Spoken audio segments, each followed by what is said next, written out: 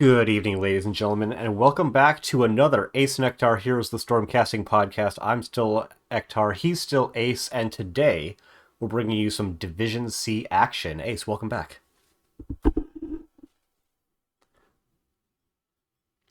I mean, we've cast 100% of the games that we've cast in this division so far this season. I think this is the first one that doesn't feature my erstwhile teammates, but that's okay. We have Surely We Scale and Crystal Dragons, the latter of which has not been casted yet, so we're making sure we can hit that 100% minimum casting participation.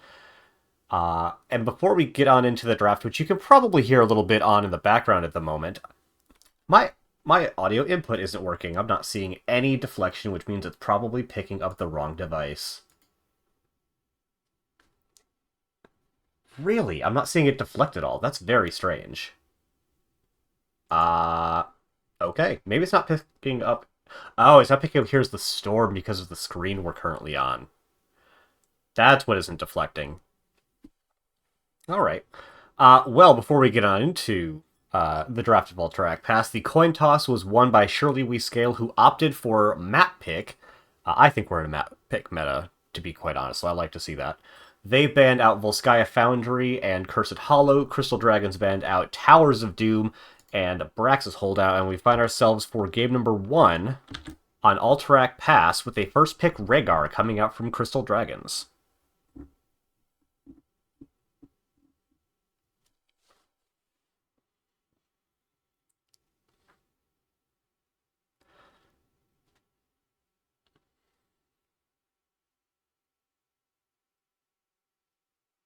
Yeah, like Kerosene kinda if you go Iron Fist.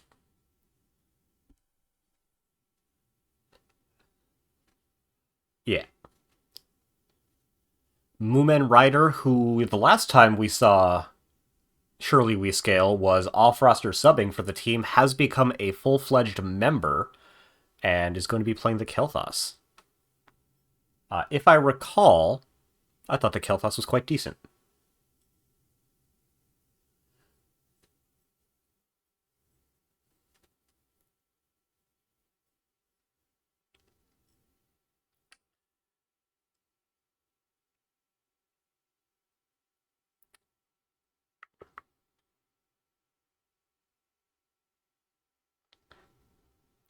Ace, you said you have the stream open. Can you check to make sure that Heroes the Storm is coming through for volume? Because I'm still not seeing it in OBS.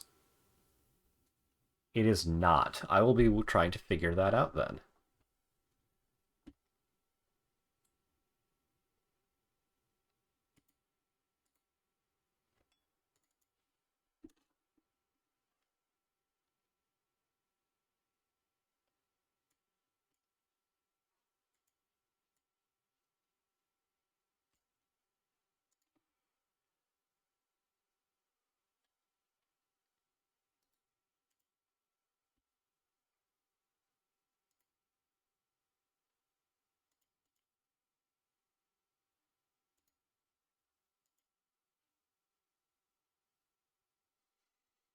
Right. Ooh, look at that. Now that's a little bit of a departure from the regular, and I like it. A white mane plus a Ziggy Zags. Zagara, obviously horrifying post 16.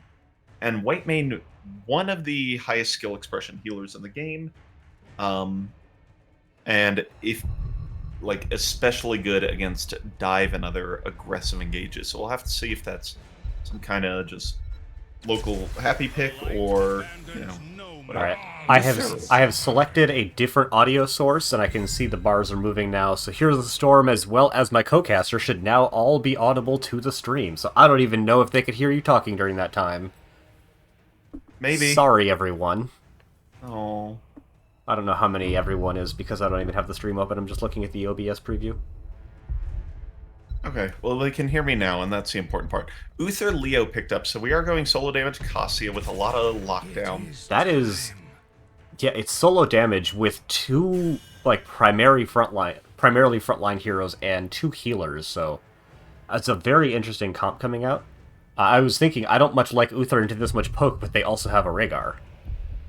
Yeah, what I don't like is this much bulk into Ziggy Zags, Yeah, that's fair. Zagara's roaches are going to melt bones post 16, and you generally need no less than 7 healers to fix that. So, all right, get your predictions in. It's coming down to a close as we have the drafts locked in. Which Game means it one might on actually Ultra. not make it all the way through because of our 45-second delay. Oh, it'll get there. Look, they made it in time. The All right. predictions won't, but yeah.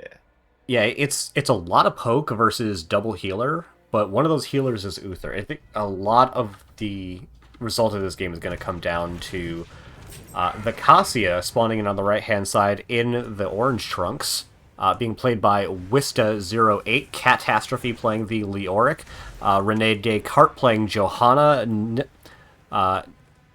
Nilson Boy playing the Rhaegar, and Tacos Fuegos on the Uther.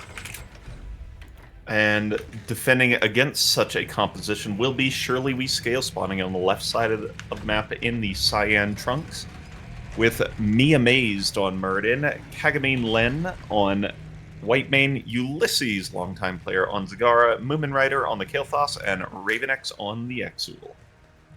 Looks like we're going for a little bit of Zag cheese, the less common variety of cheese that you tend to see on these big maps. Gonna get a fair amount of damage, actually, because the response was a little bit slow coming up from Crystal Dragons, but not getting a full tower and making sure they're already getting a lane, so... Low risk, medium reward play coming out from Surely We Scale. I was wondering if Surely We Scale is actually going to go into a double soak Zool kind of situation, setting up bottom to start.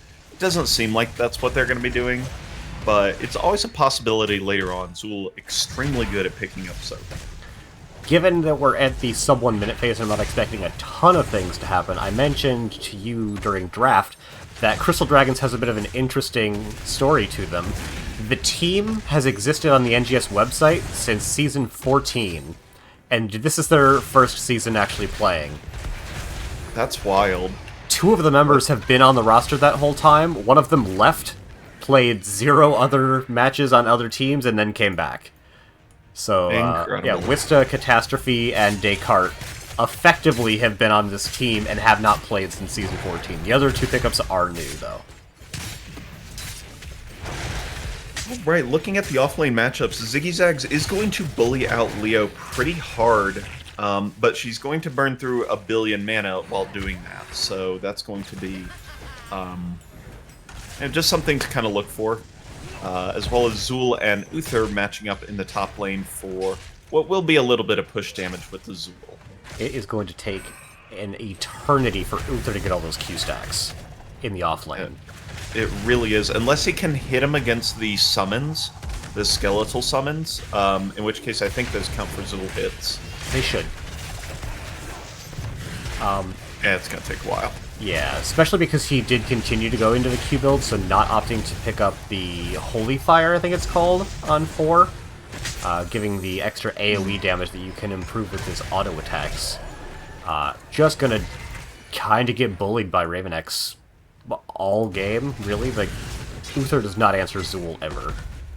Yeah, one of the big downsides of these double healer compositions, as we see a gank into the top lane, Ravenex is going to take a lot of damage, is going to be taken out as first blood of the game. That gives a lot more context to what I was going to say. One of the downsides of the double healer style compositions is that your macro is weaker. Zagara and Zool are very solid macro heroes, where Uther is not. Cassia's fine.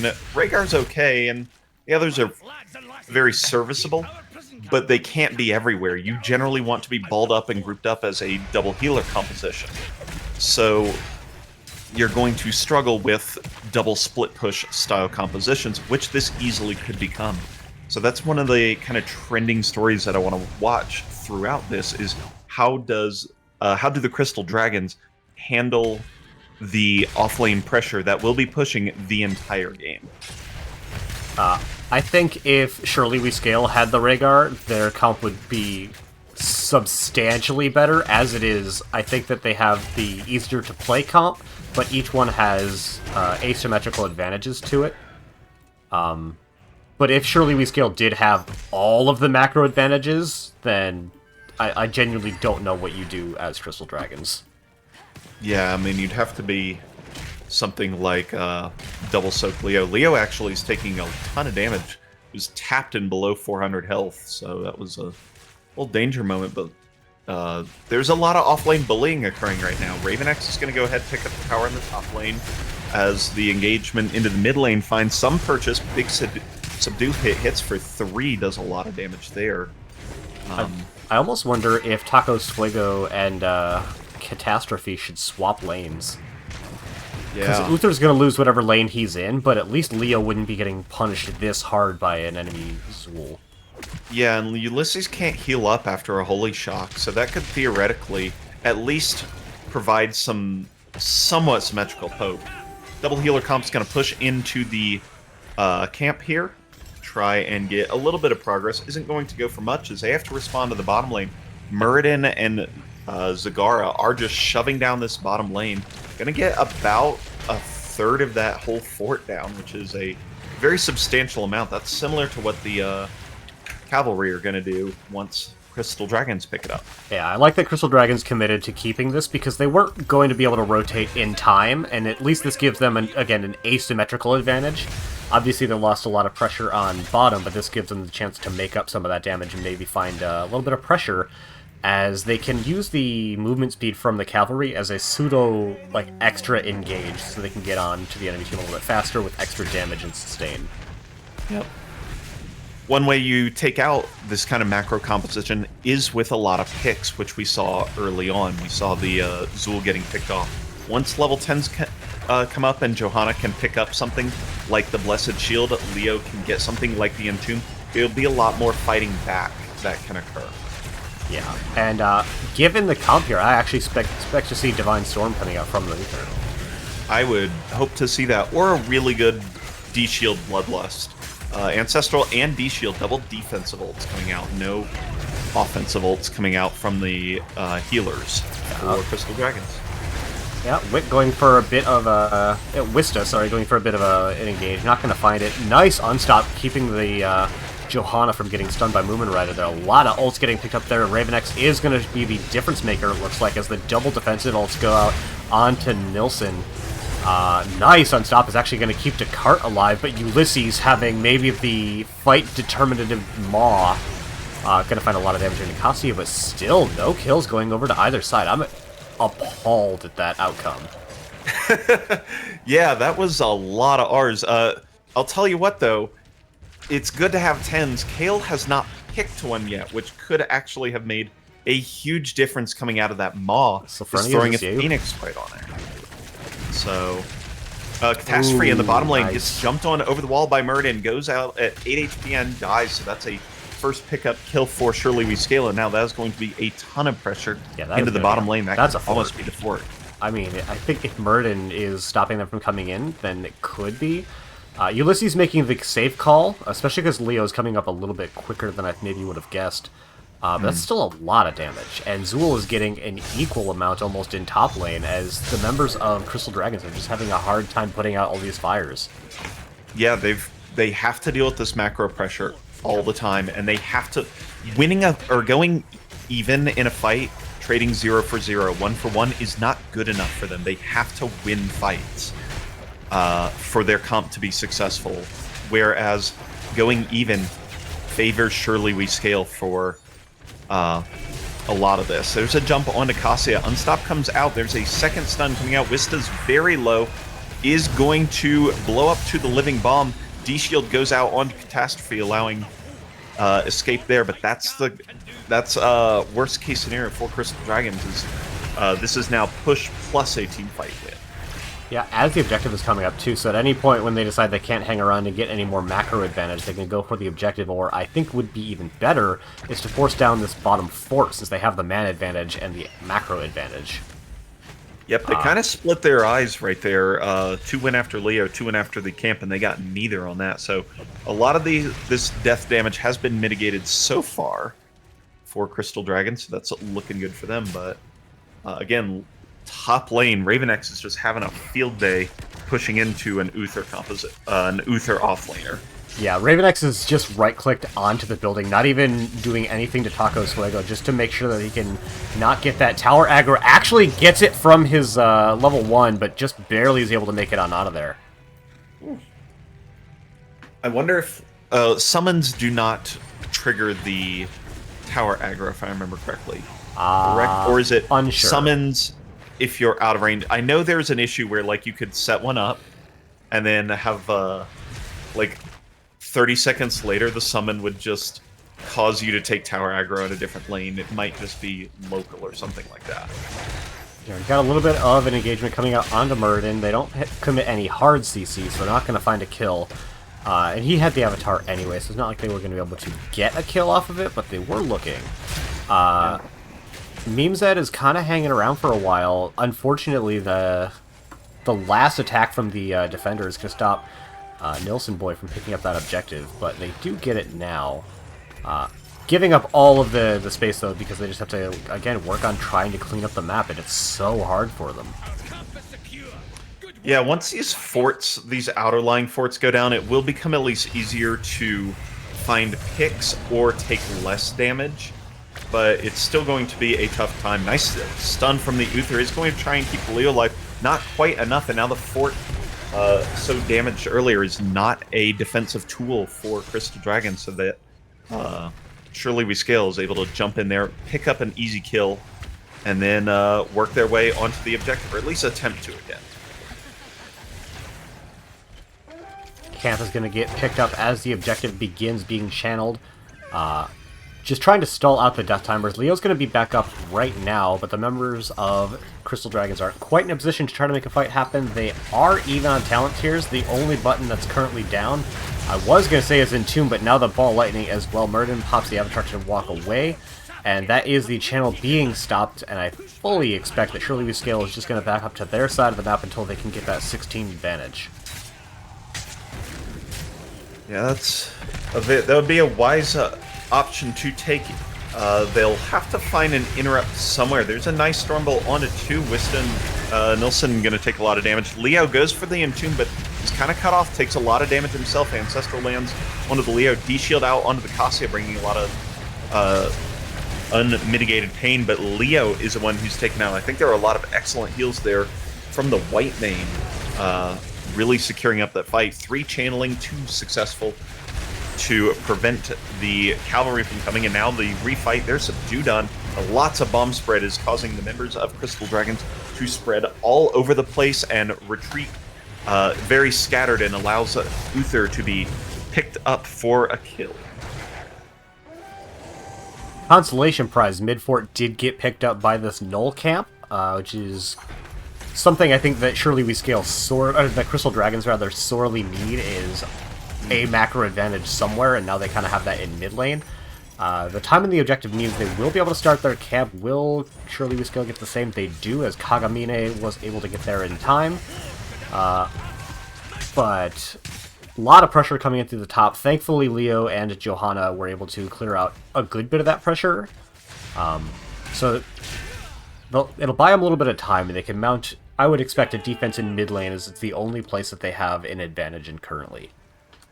Yeah, we look to be seeing a full-scale brawl out here in the mid lane.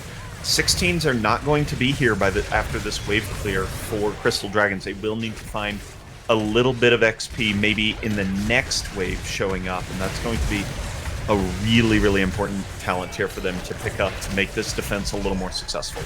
I want to point out, we're still not done with the level 1 on the Uther. Still only at 54 out of the, I think, 50 stacks required. Gonna have to pop the Divine Shield to keep himself alive, as Descartes taking quite a bit of damage as well.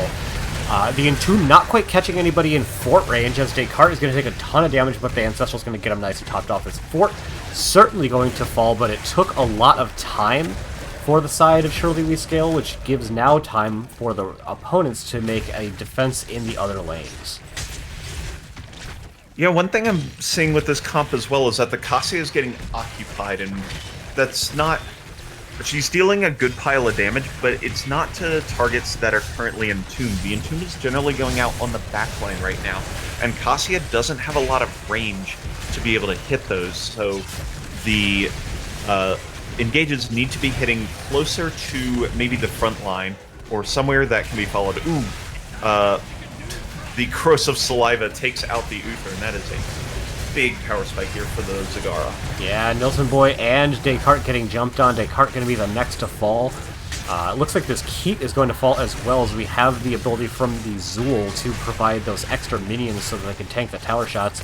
Memezed is going to get brought low, but with the power of Avatar is still able to walk away, and now they have a solid advantage, not only in the macro, but a level lead as well. Yeah, 7-1 in kills is really favoring Surely We Scale, and remember, they're the macro composition.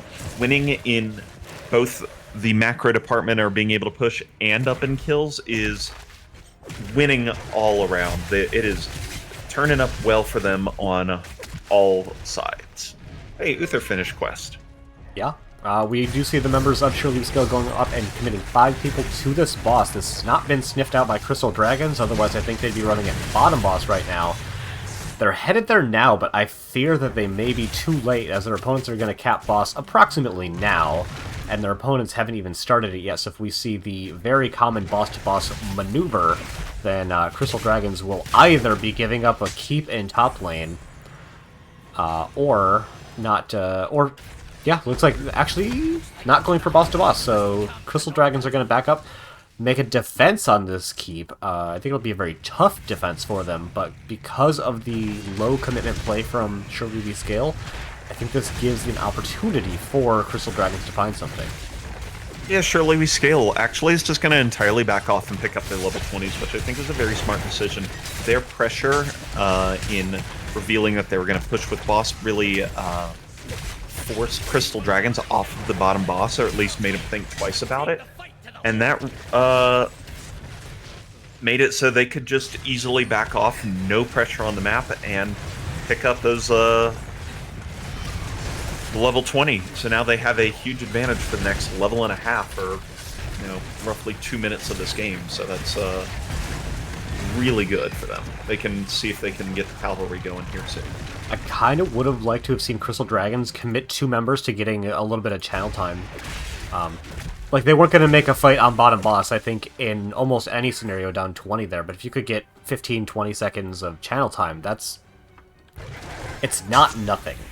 Memezed is going to jump onto Nilsson Boy, making a very aggressive play. Right? It isn't in tune. There is the jump up, however. The whoop range is going to save Muradin quite easily. Could have been very bad if there was more members of Crystal Dragons on that camp.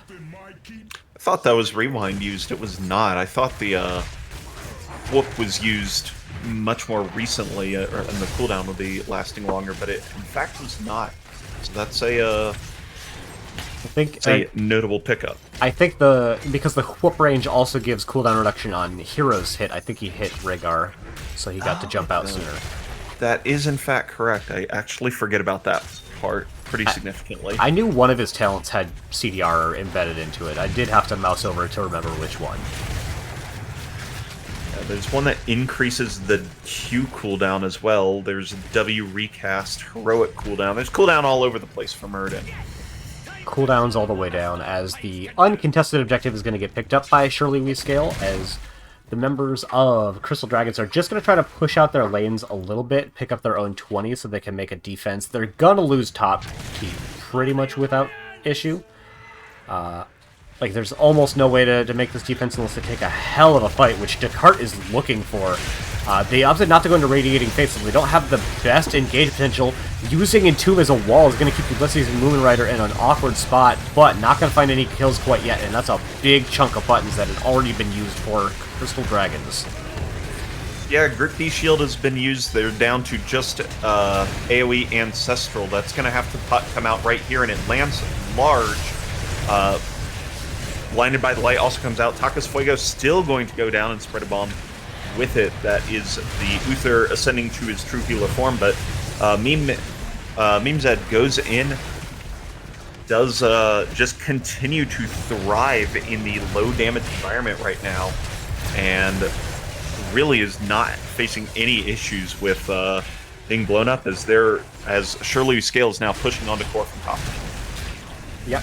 With their Zagara composition, they have in fact scaled out of their minds, and that is going to be game number 1 going over to Surely We Scale.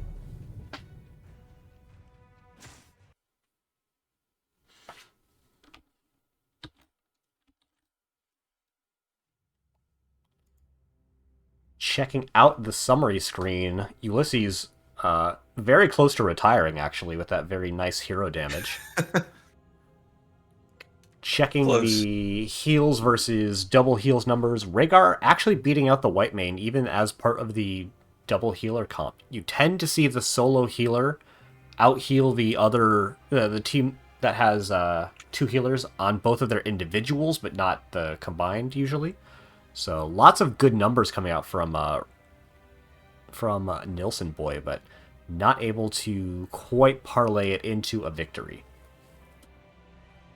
I would say the big outlying numbers are the siege damage numbers, with Zool coming up 60k over Leoric. Zagara only 4k over Johanna, actually, as the next number for Crystal Dragons. I think the Uther actually doing quite a bit. I mean, he was in the off lane, so you, I guess, kind of have to do siege damage, but beating out Rhaegar is surprising. Yeah, well, damage on camps doesn't count.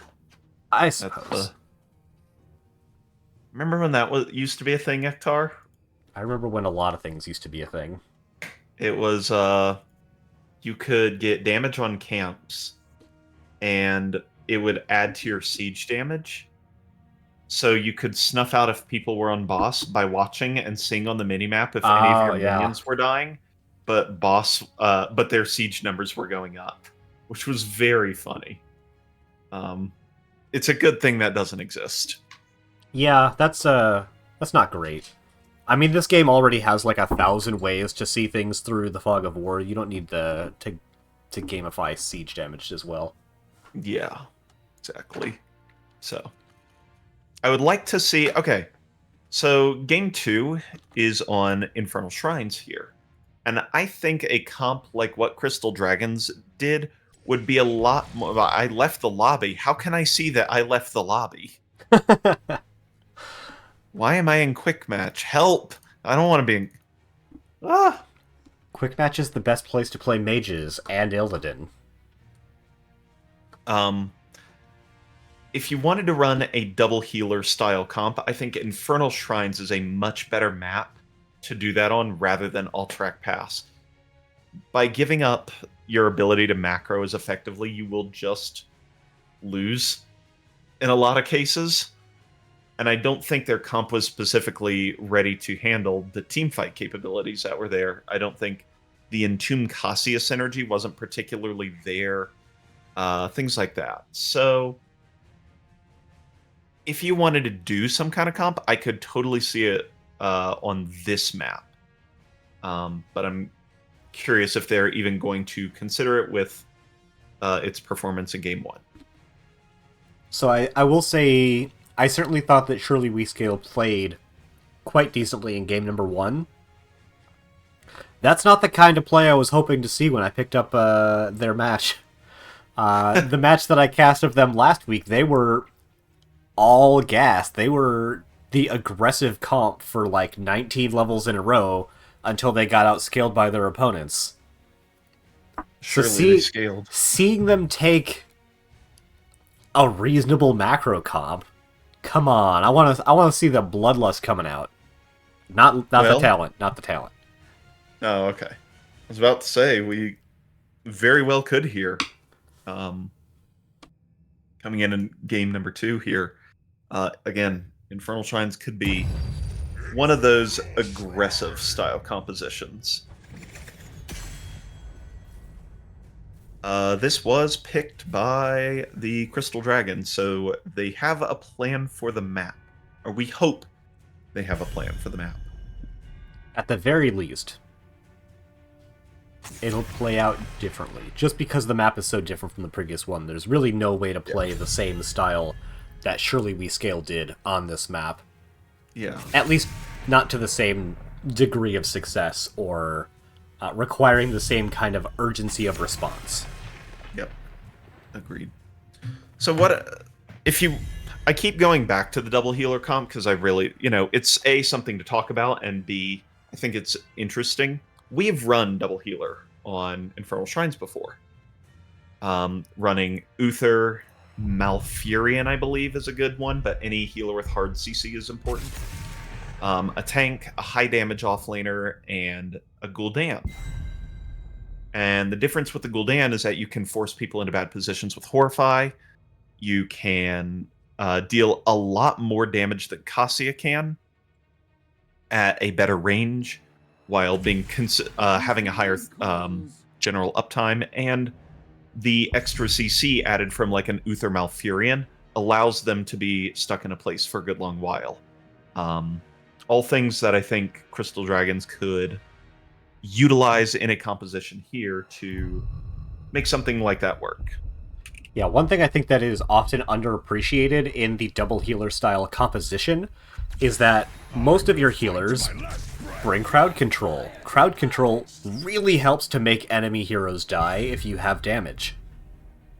And, typically when you're going double healer, you have at least one very strong damage dealer, and the rest of your 4 heroes, they contribute somewhat, and that's often just enough to kill people. If you can keep it locked down for a little bit longer than they would expect.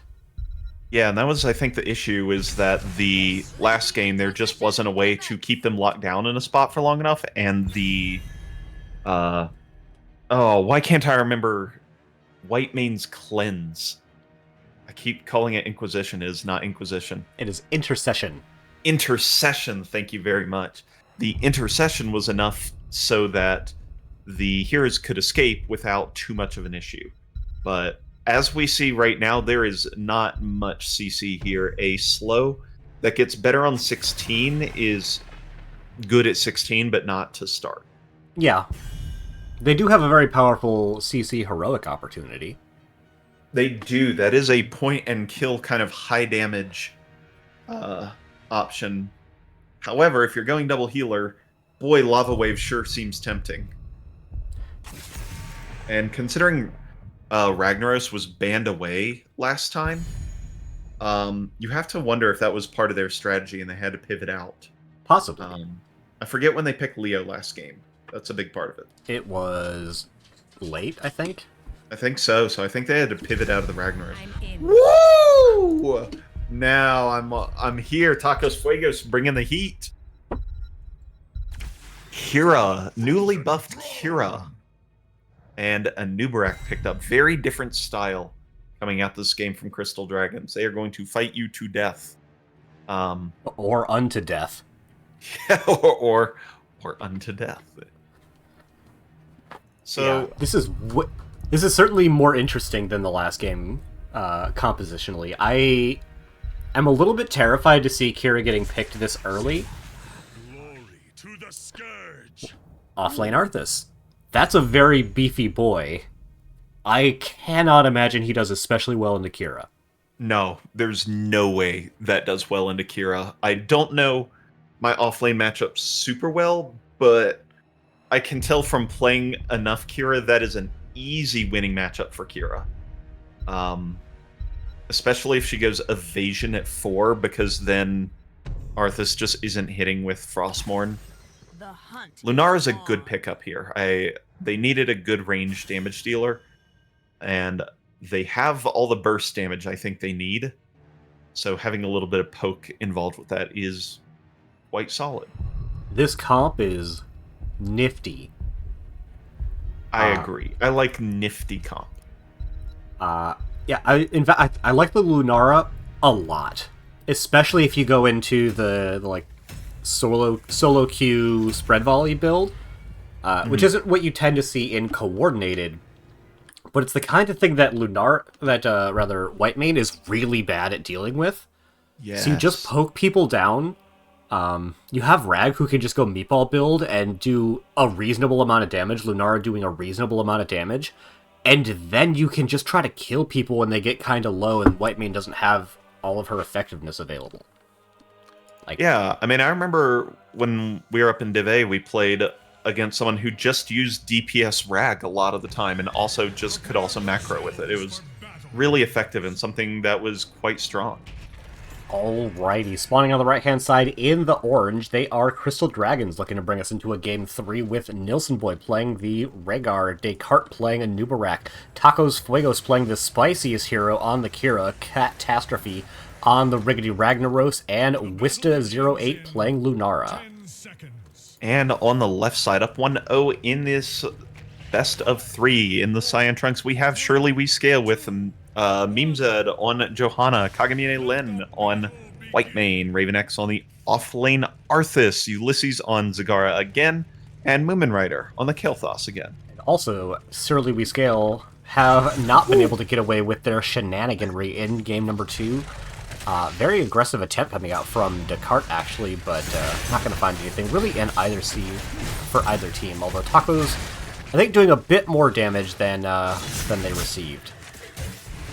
Especially after a little bit of a Kira W. Hi, Raka. Thank you for the raid. Hope the stream went well. I think you were doing some casting, so yay, from one cast to the other.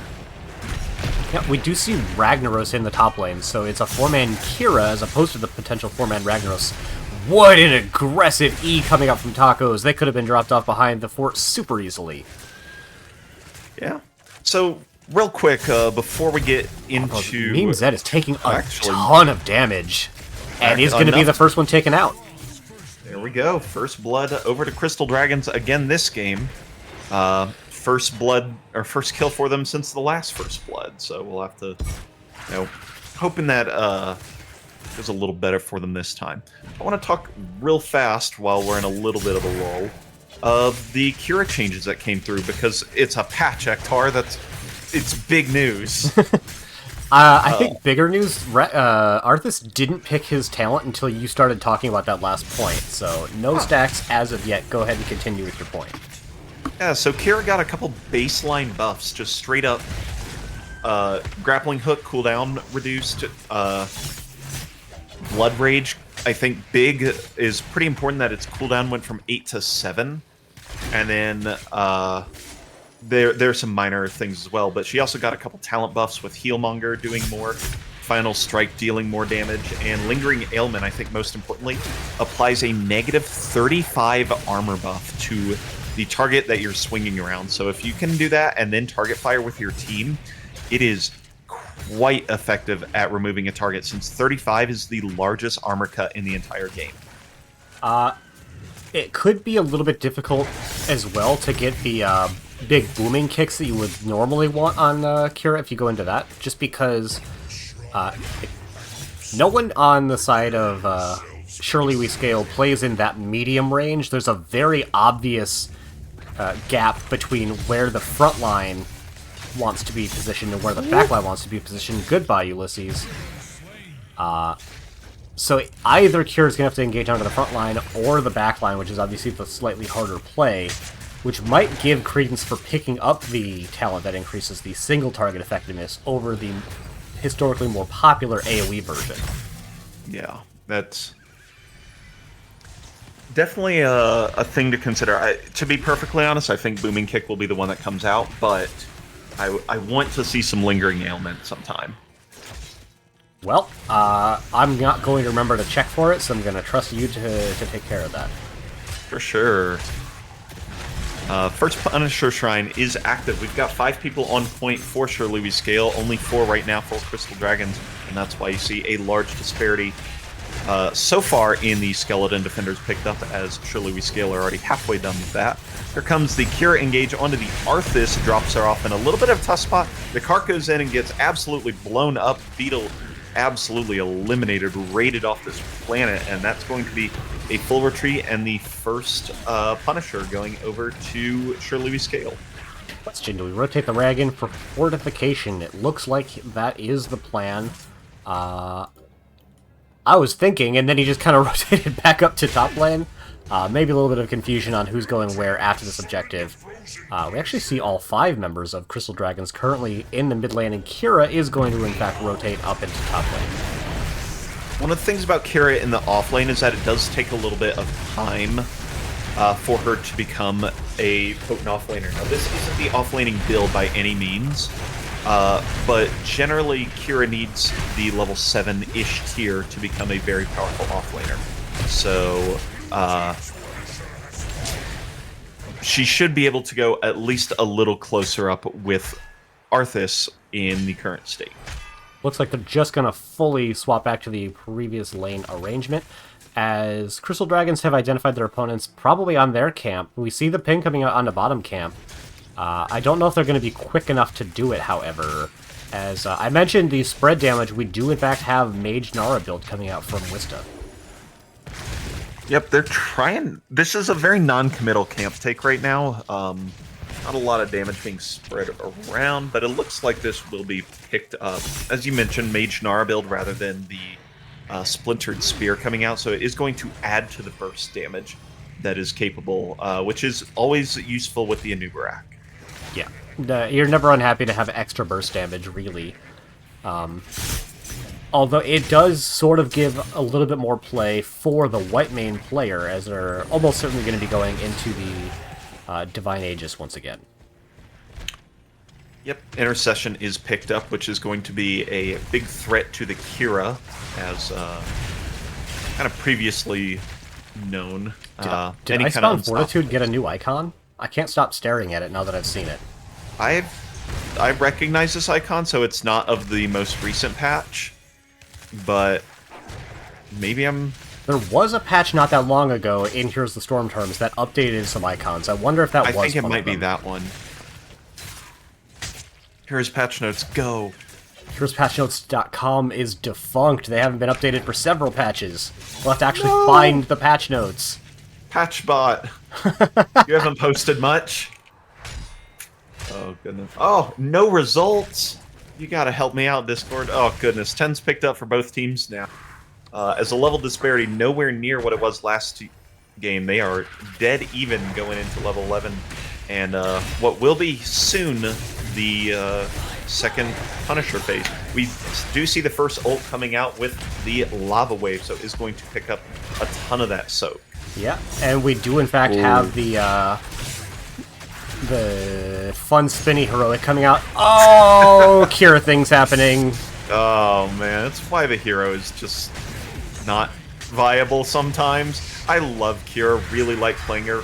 Ton of fun playstyle, but she gets interrupted by a slight gust of wind, and I don't mean a mighty gust. It is a quite meager gust that can interrupt her. In that case, the hook attached and still didn't let her pull because she got stunned, and that means that she's dead.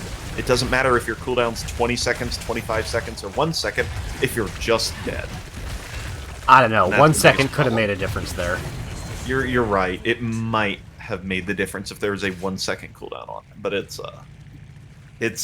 that's the biggest problem with Kira, and none of the changes address that, and that's fine. She can have weaknesses. It's true. She is a niche hero, but she is good in her niche, which is killing Artanis and top lane on Braxis. Oh my goodness, I do love that purpose. Alright, we do have the camp getting picked up in the top lane. Still no level disparity to speak of in this game.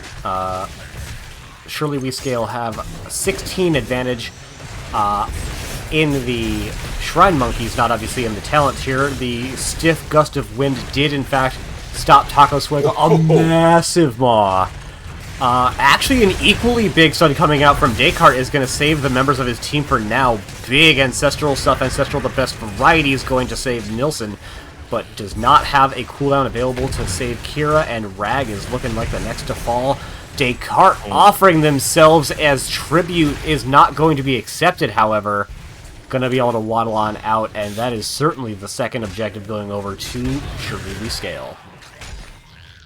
Yeah, that was, not the... So... I agree. The maw was huge. I mean, that's kind of... That really is the changer of the fight, but Arthas being able to get on top of everybody with that Frost Presence is just... is that what it's called? Frozen Tempest is a big deal, because then it's just so hard for them to escape. There aren't many movement abilities that will get them out of there after they were all spent for the engagement. One thing to note is that Zagara is the one that's currently out of the lane. We have Raven X up in top trying to help push with this Punisher that gives them extra crowd control at the cost of damage. But with the power of Lava Wave, not going to be able to find a significant amount of damage on that top fort. Only the mid fort going down, although Ulysses is trying to up that number. Yeah, the Lava Wave was fired into top to help with the Punisher, but that is leaving Ulysses open to get about a quarter of that bottom fort. So continual pressure from the Zagara until the Saliva can corrode their bones into 1,000 million pieces. Looks like we had an idea at a camp invade coming out for Crystal Dragons. I actually like this play quite a bit. They have a lot of aggressive potential, and Moomin Rider thought about making that rotation up the top lane. Would have certainly spelled their doom, but not going to find anything. And because of that, the Bush party is a lonely one. Yeah, they're looking for an engage. Kira does not land either of her skill shots, so she is completely useless for the next quarter minute. And we'll see Crystal Dragons kind of back off of this as there is a Bruiser camp in the top lane that needs to be taken care of. Yeah, and Lava Wave isn't going to be up quite quick enough to just ignore it, so they're going to have to make the sad, lonely rotation up the top lane, as Raven X is now the offlaner who has come to the teamfight location and is going to find nothing of value. So both offlaners making a pretty big rotation, not finding anything, although with Cindy coming out, that's going to be some value, although Rag can get some good value in top lane, so this could just go pretty even. I think this will go for a fort in the bottom lane. Here's a big engage. There's another two-man maw, though. Tacos Fuego's going to try and find something. Nilsson Boy does not get the Ancestral off and is going to have to be forced to retreat, so the 5v4 does work for Surely We Scale as they go ahead and pick up the bottom fort and a kill to go along with it. Yep, but they're going to lose their own top fort, so really, it's just a kill. Yeah, but it's a kill. I mean, when you're right, you're right. What can I say? Yeah, but it isn't going to give them any kind of sustainable advantage. Yeah. I think the biggest thing, as both teams pick up 16, is that the next Punisher is in bottom lane, so that does give a bigger risk to Crystal Dragons if they were to lose the next Punisher. That is true. That's the big asymmetry out of that. Like, the kill literally does not matter.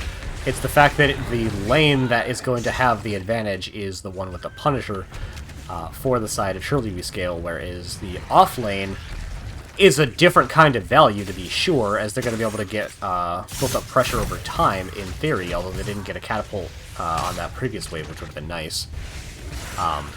But that's something that is a longer-term issue than the clear and present danger of the lack of a well in bot lane. Or mid lane. Big Shrine clear taken out, going in. I would like to see Bragg just kind of slink off and go into Rag mode. He does have it available and can use it from the bottom lane to cover. Here comes Agosa landing onto 5. Ancestral lands on the Anubrak. The Maw blocks the Kira hook from getting out. Lunar Quakeways, but doesn't make it over the tree. And that is 2 more kills picked up for Surely We Scale. Yeah, I think that Rag was hoping to spend a couple more cooldowns and maybe like lose a little bit of health and then retreat and use Ragport, so they wouldn't give up a 4v5 while he's retreating to the fort. Unfortunately, was not the one to take damage, largely, and yeah, wasn't able to get that kind of value then. Yeah, so that's a third Punisher, and again, in this weekend bottom, Surely We Scale. Gosa isn't up for another 50 seconds, so that's not going to be a major factor here. Bruiser nicely picked up for Crystal Dragons, pushing in their advantage wave, along with a catapult, so that's something that could try and bring parity to this, but otherwise this is going to be a very tough defense. Remarkably, I remembered it is in fact Booming Kick. I was going to mention, but too much happened. Too much excitement. Yeah, bottom keep unsurprisingly going to fall. A lot of damage actually coming out in the members of Surely We Scale. I wouldn't hate Crystal Dragons just abandoning this and trying to chase their opponents out on the retreat path, but making sure they don't lose any core damage is obviously a safe call. Descartes is looking real aggressive. Unfortunately, no one on the rest of the team is even like in the same screen as they are. So not going to be able to find anything off of the cocoon there, but they're still sharking, and I kind of like it, because their opponents all still hurt.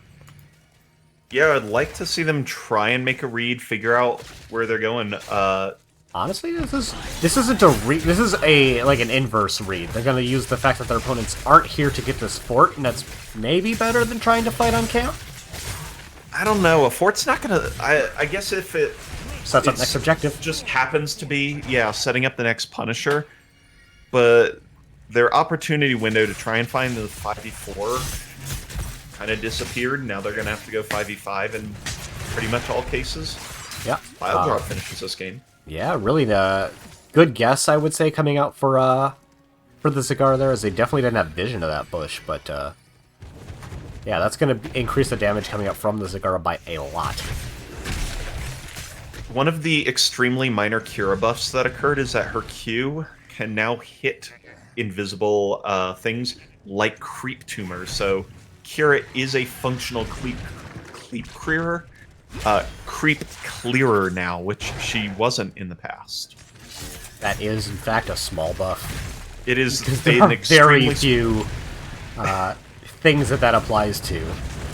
But it came up right here already. I mean, she isn't done with the level 1 either. That's a really important talent because it brings her bleed, the Blood Rage bleed, from 4 to 6 seconds. When you compare that to the W cooldown, a Blood Rage being 7 seconds, it means you're much more likely to connect with more heroes with that W healing you way up. So that's a really important finish that just needs about 2 more hero hits to occur.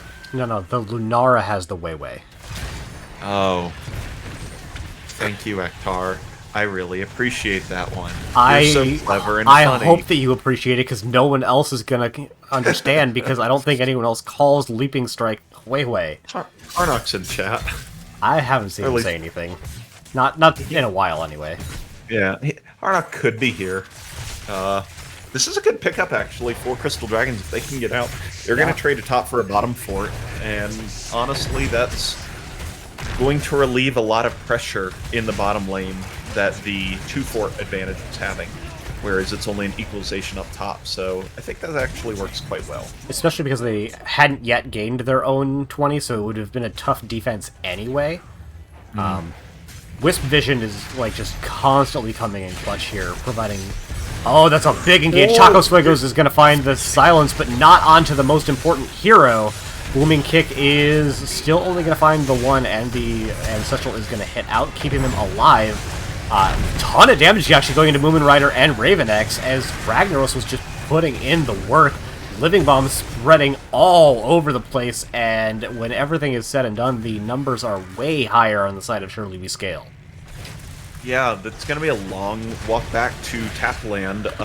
It's an even longer hard to go and press B, then heal up. I don't know if that's going to give them enough time to re-engage here in just a little bit, especially with Catastrophe sitting at -5 hit points after this Bruiser camp. Yeah, it looks like they have already committed to just defending on the objective on their keep.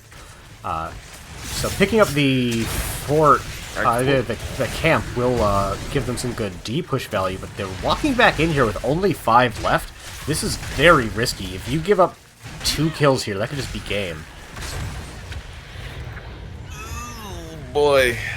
I was wondering, I feel like they could have made it engage with a Nubrat going in from the right side, Kira coming in from the top, along with a Rag Fort going into that, but that's a tough one.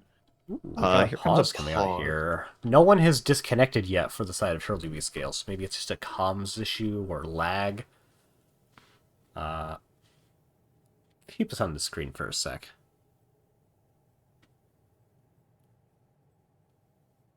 While we're on here, let's look at some 20s here, because we haven't had a whole lot of time to talk about it.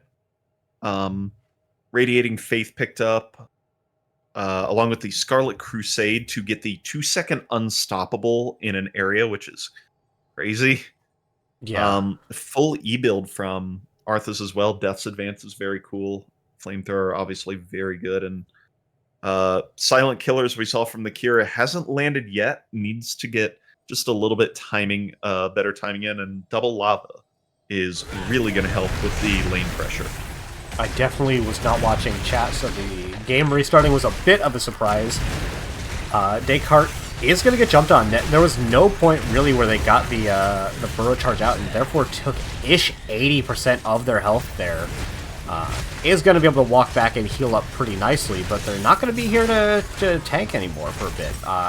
The Hui coming out is going to not keep them alive, as they didn't get a particularly favorable angle. Big lava wave damage, but is it going to be enough? The booming kick finds a lot of value. Is not going to secure the kill onto Memes, that Ravenax is still alive as well, and not quite hitting the damage numbers. It's looking bad for Crystal Dragons. No, I don't think this is exactly how they wanted to fight Cotton, as they've lost 4 members now, and while the health bars are low for Surely We Scale, they are not 0, and that allows them to deal all the damage they need to push onto this core and win this match. Yeah, really well played by both teams. I don't want to call individual plays too hard, but boy, if the Anubarak was able to get the burrow charge in time to stop the Punisher stun, that is a different team fight. Yeah, definitely. I mean, just having a front line, obviously very, very important for that, to keep enemies at bay and things like that.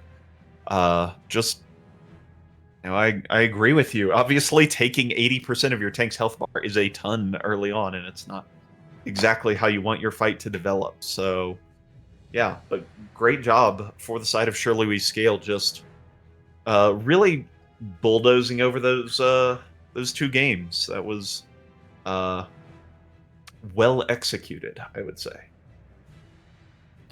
Yeah, I tend to agree. I should do the whole find out if we're going to have someone come in for an interview thing.